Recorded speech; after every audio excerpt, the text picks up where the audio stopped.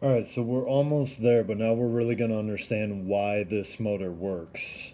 So the trick for us is we've got if we do sand this, but hold off on that just yet, if we do sand this and get the current to flow through, we basically then have a solenoid.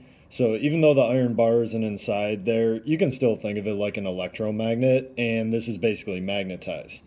Now, here's the thing. I've got my positive terminal going this way, and it looks like my wire wraps that way, so I'm actually going to do the right hand rule and get it correct. So this end behind is actually the magnetic north right now. All right.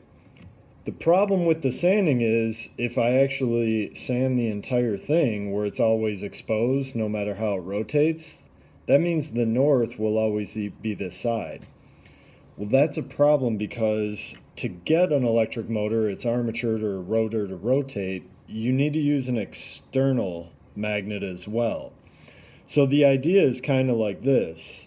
If I have this external magnet's north facing the solenoid, and let's say that this solenoid then has a south, well, if it keeps that magnetic pole because the current stays the same way, it'll then just want to attract and just sit there. Like its south will just always want to attract to this magnet's north, and then it'll just rotate to that one location and say, no, I'm perfectly fine with this. Ideally, what motors do is they actually have a device on them where they can switch the direction of the current. So what that allows it to do is change its magnetic poles. So if the south side is attracting to this magnet's north, it'll attract, but then if it flips, all of a sudden, it'll then let it rotate again because now the poles have flipped. If it flips the current and the poles again, it'll attract the other side. We can't do that with this setup, so we're going to do a little trick. We're actually not going to flip the poles by changing the direction of the current. We're just going to cut the current off for a brief second.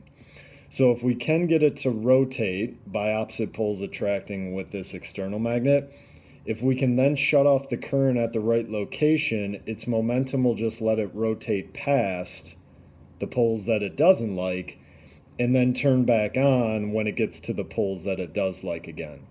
So somewhat similar idea, at least in terms of having to turn something on and off or switch something. All right, so that's the key thing then with sanding. Now I'm not going to show you in too close of detail, but I'll try my best. One side of the rotor you can sand all the way around and get it as nice as you can. If there's any red, it's going to be an issue.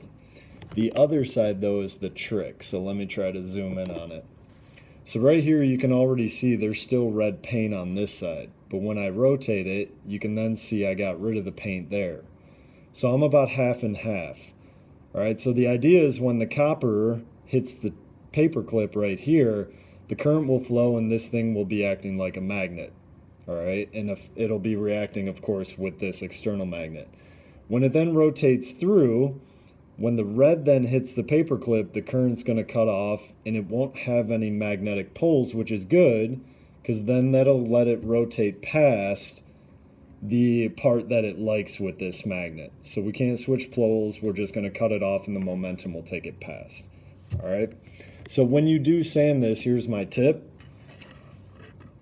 The one side, just kind of grip it all the way around, just kind of pinch and pull. So kind of take your sandpaper and just kind of do it like crazy. This side though, lay it flat on the ground and then do your sandpaper pressed on top of it. Now you would think that would get half of the paint off, but it actually only gets about a fourth. So to get another half, try to turn it like this and then lay it flat on the side of your table. So if I were to just use this block, I guess I could use this one. If I kind of lay it like this, I can then get another fourth off by pressing the sandpaper up here. So you're going to do this end. All right, that'll get 1/4. And then if you spin it to be vertical, do it again, pressing down, getting all that red paint off. And that'll get about half of the red paint off, which is what we want. Okay, take your time with the sanding. If you do sand all of it accidentally, you actually have to restart and you just won't have as much wire. So I know that kind of stinks.